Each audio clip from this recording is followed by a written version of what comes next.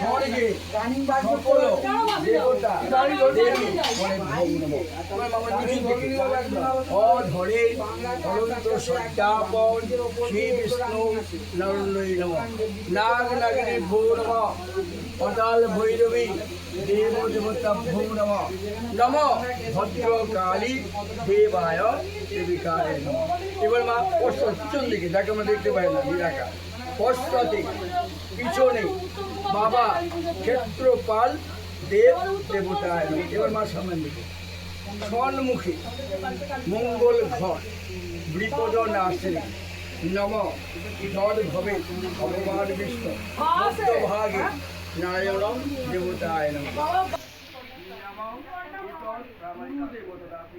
পিতা মাতা আশীর্বাদ মার ব্রত মহাপূজা দেবী আজকে বিপত্তারিণী মায়ের ব্রত করেছি। আগেই তোমাদের ভিডিও দেখিয়েছি, পুজো দিতে গেছিলাম।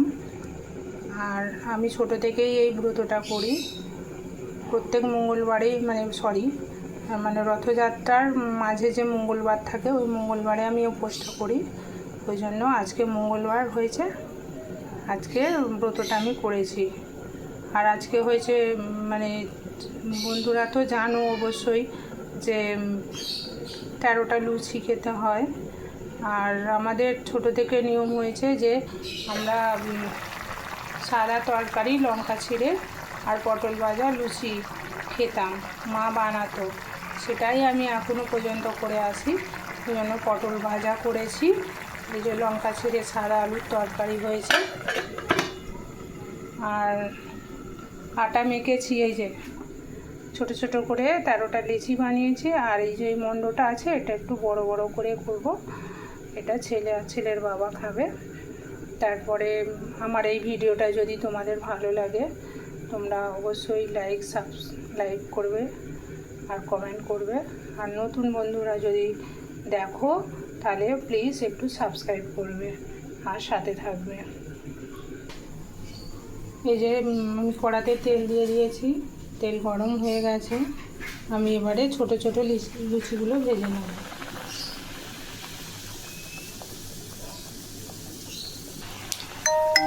আমরা এখন আটাই খাই, কিন্তু আজকে বিপত্তারিণীর জন্য আমি ময়দা নিয়ে এসেছি, নাহলে লুচি খেলেও এখন আটারই লুচিটা খাওয়া হচ্ছে।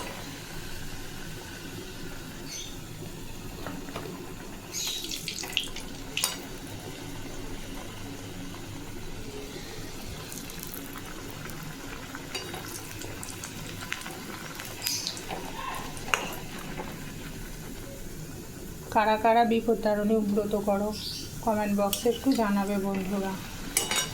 আর কাদের কীরকম নিয়মে করো সেটাও একটু জানাবে। আর আমার বন্ধুদের কাছে তো আর বলতে হবে না, তারা ভিডিও দেখে অবশ্যই কমেন্ট করে। আর যারা নতুন বন্ধু তারা একটু কমেন্ট করবে আর সাথে থাকবে।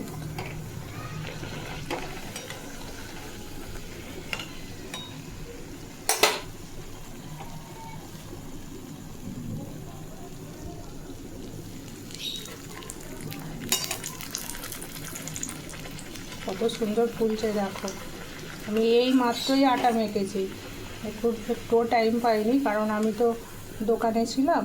বন্ধুরা তো জানে আমার একটা ছোট্ট দোকান আছে, দোকানে আমাকে থাকতে হয় সন্ধ্যাবেলা।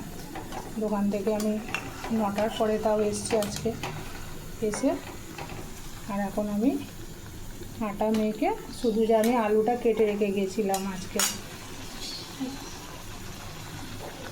যাতে একটু কাজটা এগিয়ে থাকে, নাহলে আমি এসেই সব কিছু করি।